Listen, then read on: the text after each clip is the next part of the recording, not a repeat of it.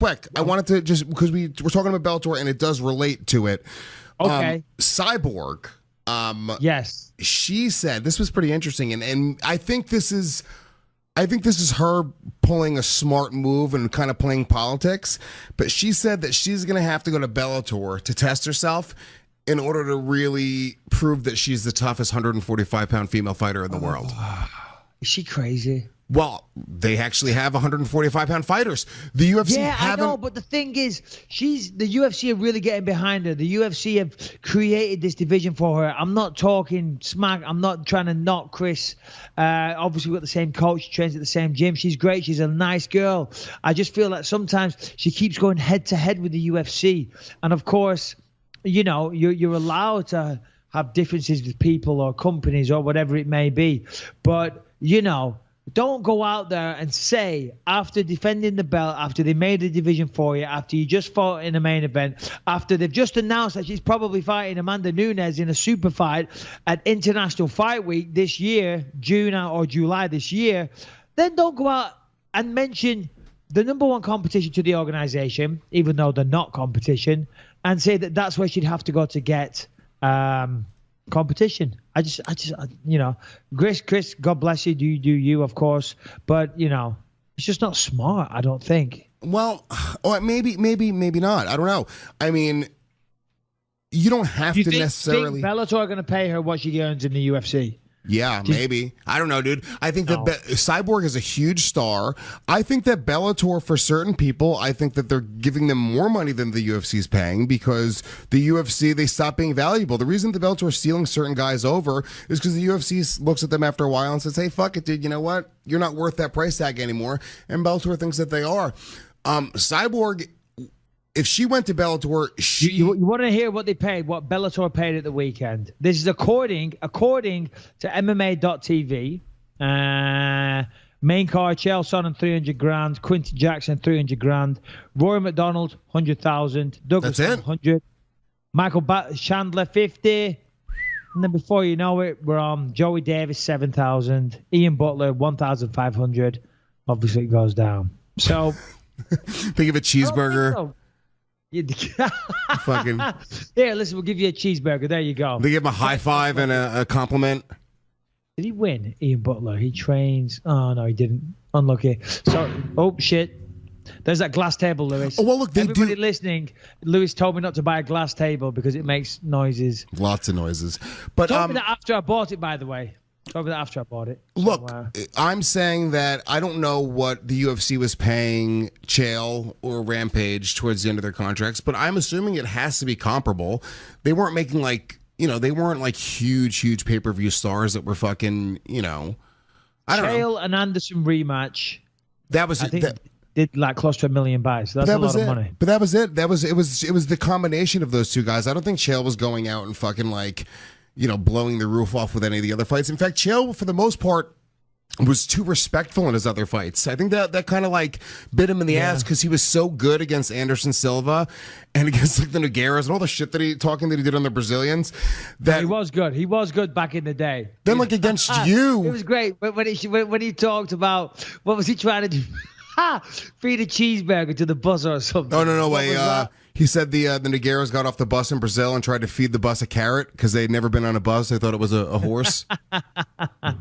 Yeah, Chael was good back in the day. My God. Yeah. He's good. He's good. He's a good talker. But then, go on. Then when he fought a white guy like you, then he just fucking fell apart. He was just too respectful.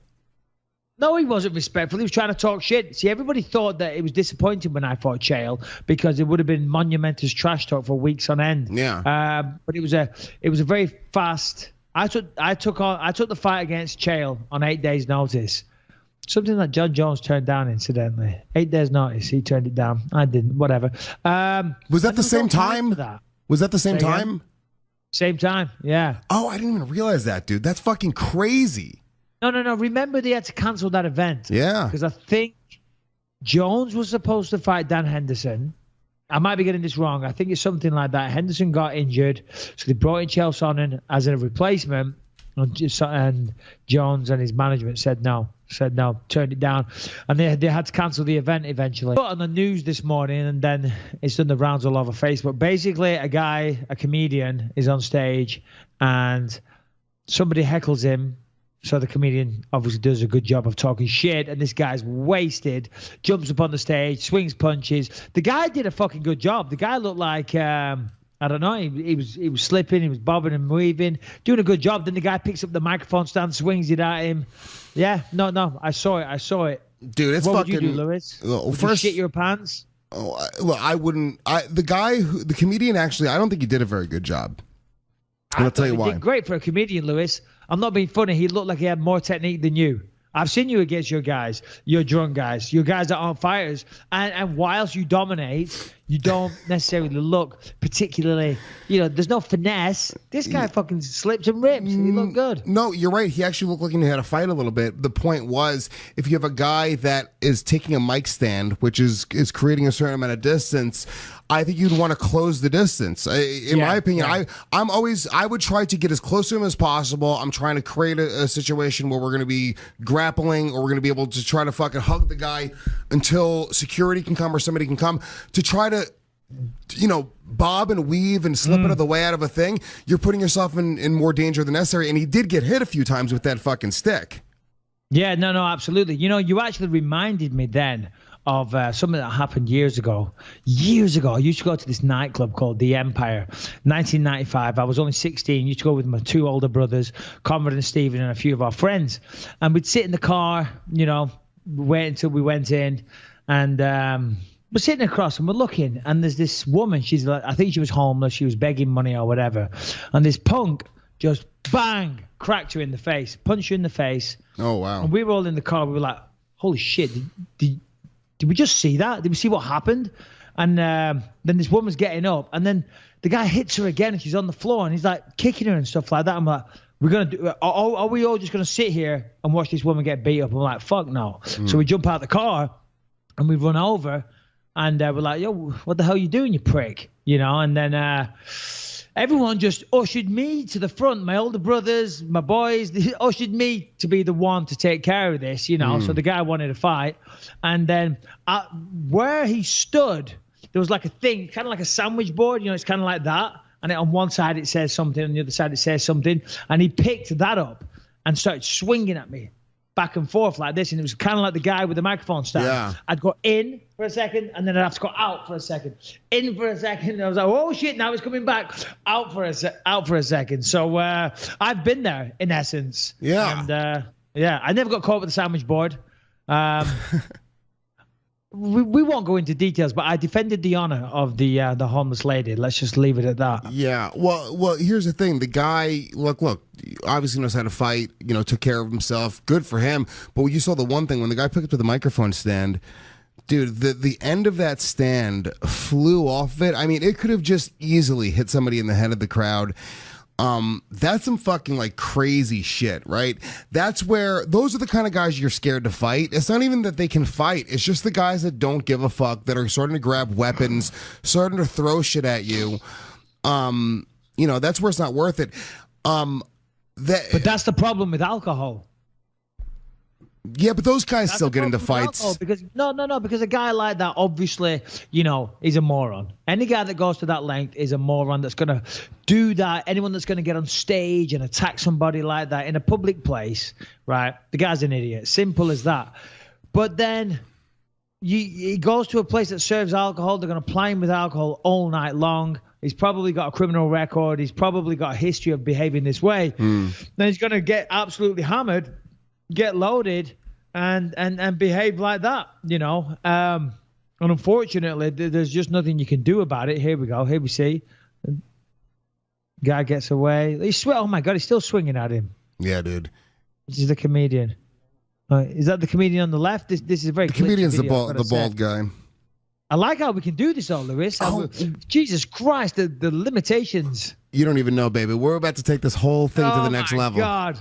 We are going. Look at it. Look at him. He's a loser. He's hammered. Yeah, dude. He had to be a black guy, didn't he? Everyone's like, Jesus Christ, come on, what the hell? Yeah. It's a shame. It's sad. Have you ever had experienced such a situation, Lewis? I've had people, try to attack me at comedy clubs. Usually it's fucking women, to be honest with you.